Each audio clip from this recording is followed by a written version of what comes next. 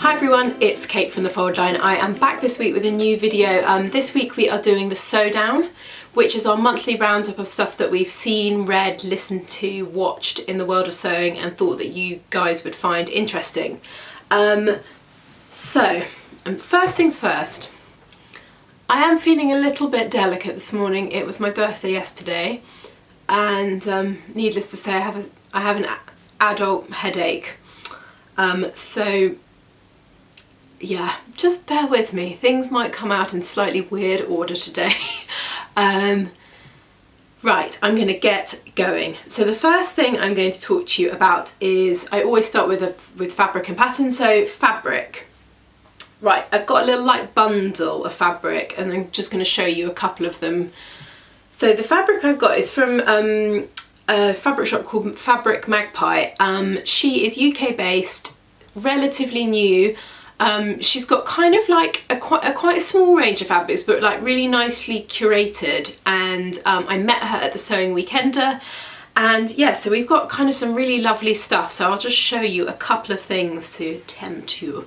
The first couple I'm going to show you, because obviously not obviously, but I don't wear a huge amount of print. I'm not a print girl, but all my friends at the moment are having babies, so I have to make them stuff. So the first couple of things are for my friends' babies. The first one I've got is this beautiful, I mean how cute is that, lemon print cotton, really nice and soft. I mean, who doesn't want a lemon print cotton? So I'm going to make, I think, a little kids, like little babies, either kind of like little, I was thinking sort of, I can't even think what they're called, those little things that you pull over the nappies, you know, those like little pant things. That's definitely not the right word for them. The other one I bought is this really beautiful, it's got hot air balloons on it, it's a cotton, it's 112 wide, really nice and soft. So I was thinking potentially some sort of like blankety thing with this. I'm not 100% sure. I just thought this was nice because it's got, you could give this to a boy or a girl, so I thought that was quite a good one. So more dressmaking stuff. I've got some kind of quite sexy fabrics actually. The first one I've got is, it's going to be hard to show you, but this is a viscose twill, which if you haven't got a viscose twill in your life, you need it. So the twill is a like a diagonal, it's just how the fabric is woven basically, and I love a twill because it just adds a slight like bit of interest to the fabric. I mean, I don't think you'll be able to see it, but yeah, as usual with viscose, like really lovely drape to it. Sorry, it's got a bit of fabric, but yeah, I think I'll make just quite a simple top with this. It's just a sort of like a basic top, which I think would be really nice. The next thing I've got is Tencel, which if anyone again hasn't sewed with Tencel, you need to, and this is a Tencel twill as well actually, so it's got that same weave through it. It's in this lovely sort of powdery blue, like literally, you just want to wrap yourself in it. So a Tencel is actually a branding name, I think, don't quote me on this, but it has a sort of peach skin feel to it, so it's really nice and soft. It's beautiful to work with, it washes really well. A lot of the stuff that you find on the high street that's really nice and soft is made in a Tencel because it lasts really well, and it's actually quite a kind of cheap-ish fabric, but I love it. So technically this is man-made, but it does actually have natural fibres in it, so it's really like wearable and you don't have to like worry about kind of getting hot in it. The last thing I've got before, sorry, this is like a fabric haul now, is this really nice weight linen, navy obviously because everything in my life is navy, but can you see that sheen on it? It is really beautiful quality, and the thing that's really nice about it is it's actually a dressmaking weight linen, so it's quite fine. You can see just about, if I hold up, it's very slightly sheer if you hold it up to the light, but on your body you can't, I mean you literally wouldn't be able to see through it. Again, I'm not sure. Actually, I think what I might make with this is the pattern that I'm going to show you next, so I will move on to that. But yeah, Fabric Magpie, she's got really nice stuff, so I will pop a link down below so you can go and have a little bit of a look. So pattern, I don't know I'm sure most of you probably heard of this, but it's by a pattern company called Wardrobe by Me. A little bit about them. Christina, who runs the company, has worked in the fashion industry as a pattern cutter for 20 years, so she knows exactly what she's doing. And I haven't made the pattern yet, but having looked at it, you can tell that it's really professionally done. I mean, you know, I think if someone's been a professional cutter for 20 years, I think you're going to be fine in terms of the kind of ins and outs of the pattern. So the dress is called, again, pronunciation, Akinori. It's a sort of like a kimono style dress. Now, any of you who have seen what I wear, I don't wear a huge amount of dresses, but I love this. I think this is really interesting. I haven't seen anything like it. I just think the style line, or the pattern lines on it, are so nice. So it definitely has sort of a Japanese feel. It's got this, it's got pleats that go into this sort of kind of, it's quite hard to describe. It's like a sort of panel at the front that sits just underneath the bust, which has these long ties which create the shaping in the dress for you. So you can either tie them at the back or you can wrap them round a couple of times and tie it at the front. I love this. I think it's really interesting. I think it would look great on all body types, and I think it could be quite a useful one, which is why I'm going to make it. My other thought is potentially, if I like the shape of it, is to make it into a top version, because I think it would look really nice as a top as well. Potentially in like, maybe in that like tencel would be really nice, sort of powdery blue. Yeah, if you haven't seen their stuff, I really like it. I think the thing that they do well is kind of really good basics. And when I say basics, I mean kind of classic things that you want to wear all the time. So they've got a really nice range of tops. I just quite like it. It's a pattern company that you may not have come across, and it's got just a nice selection. She's actually got quite a lot of patterns on there, so if you are feeling a bit overwhelmed by the vast array of patterns, it's quite a nice shop to go onto, because it kind of has a bit of everything. And you know, she's got some classic tailored jackets, she's got some outerwear, there are trousers, there are dresses, so there's kind of everything that you'd need, so it's definitely worth checking out. Right, so those are making things, and when I say I'm going to make these, it might not be for a few months. Rachel and I have got something that's supposed to launch in April this year, hopefully launching very soon. So we are a bit flat out at the moment, which means sadly making kind of goes to the back of the list. But anyway, at some point I will get around to it. So things that what shall I start with? Community stuff. I'm going to start with community stuff. So the first thing I want to talk to you about is this book. So this is written by Harriet Johnson, who is also formerly known as Hobbling Handmaids, but also The Little Dressmaker, and she wrote this book, which she gave us a copy at the Sewing Weekender, and it's called The Little Book of Stain Removal. I thought it was really nice. I love it. It's really cute. It's got like little illustrations all the way through it. It's a really lovely, well thought out book, and I thought it was a really clever idea, because we spend so long making our handmade clothing, and then we don't really care for them once it's made. It's just like, psh, you know, throw it into your wardrobe. Well, maybe everyone else doesn't do that, but I definitely do. I don't look after them once I've made them.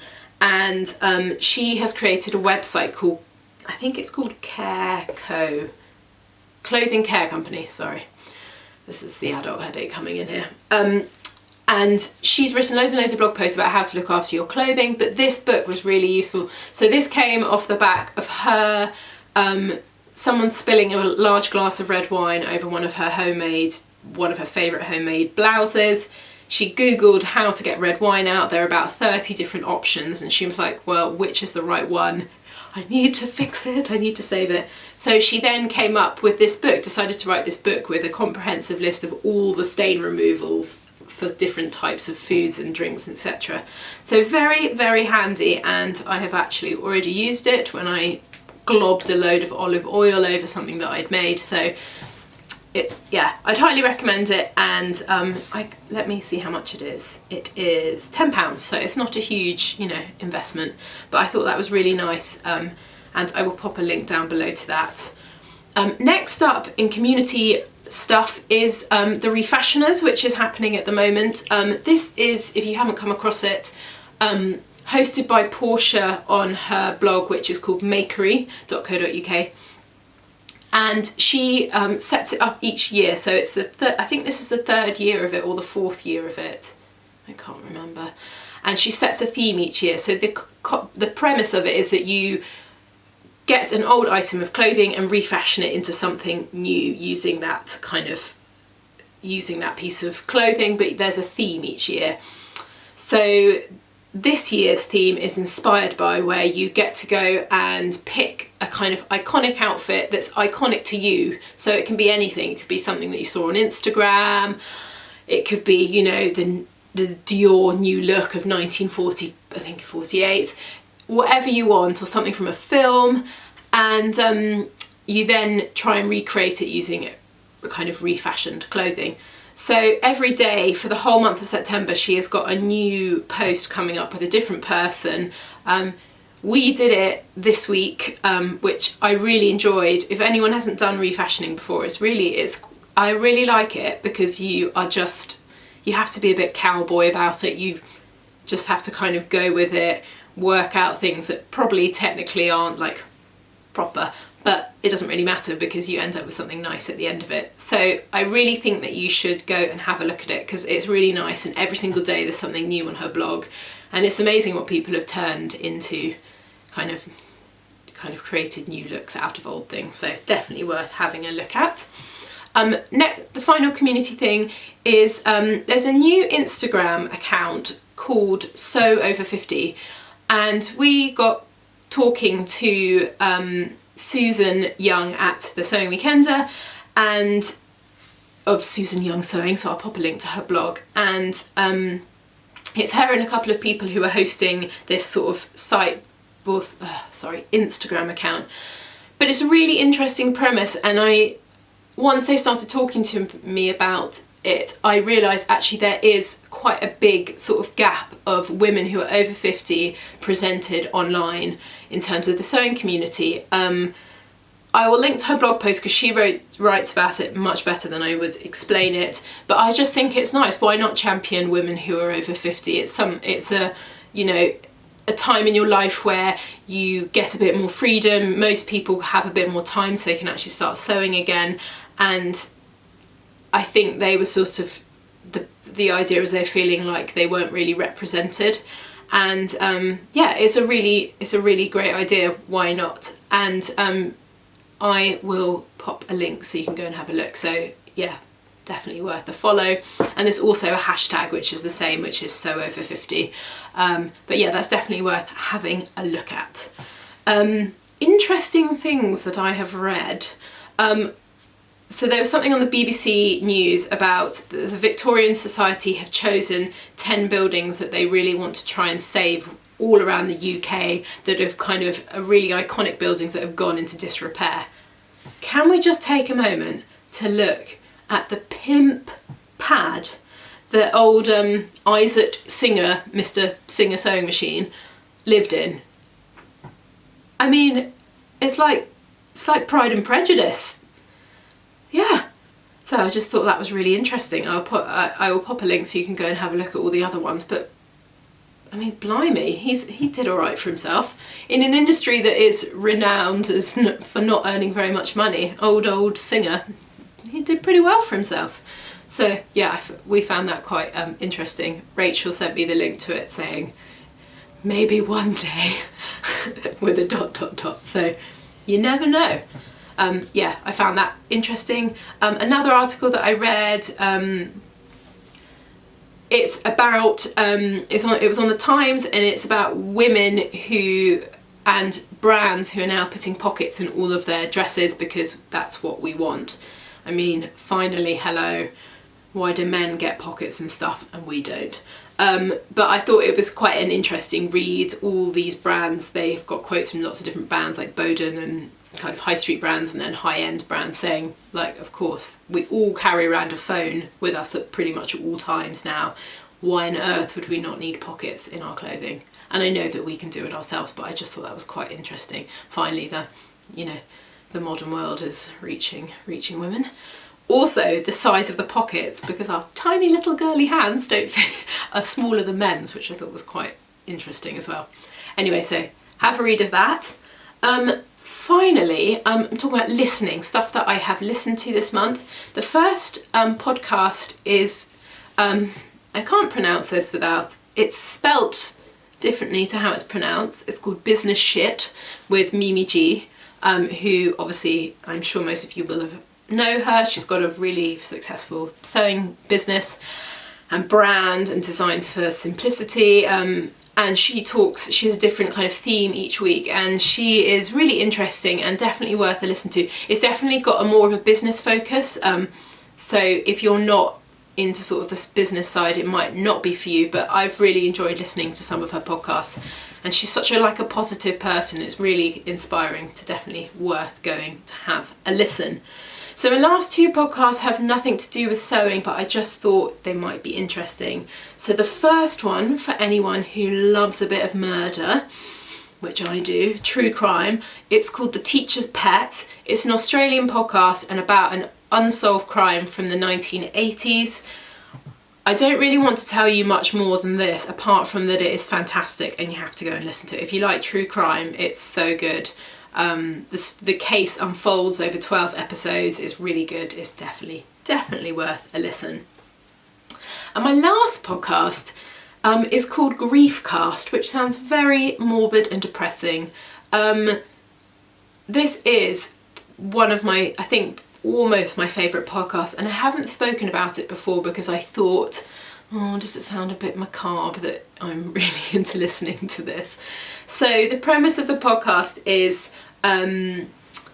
two comedians talking about death. So Cariad, who is the host, she interviews someone each week about a person that they've lost and talks about, it's pretty funny actually, it's sort of the hilarity side of grief. I lost one of my best friends at this time of year, and I always, every year, think about her quite a lot at this time, and I think this podcast is so good. If you've lost someone recently or in the past, grief is a weird beast. It comes up and kind of captures you at points in your life where you kind of don't expect it almost, and this podcast is really fantastic. It's nice and comforting. I think when she died, I'd have found this really, really comforting. So I would highly recommend it. Anyway, I feel like that was a kind of sad end to the podcast. I hope you all have had lovely weeks, and it's Saturday morning and we're ready for a bit of sewing. So we will be back soon with another video, and in the meantime, look after yourselves. Bye.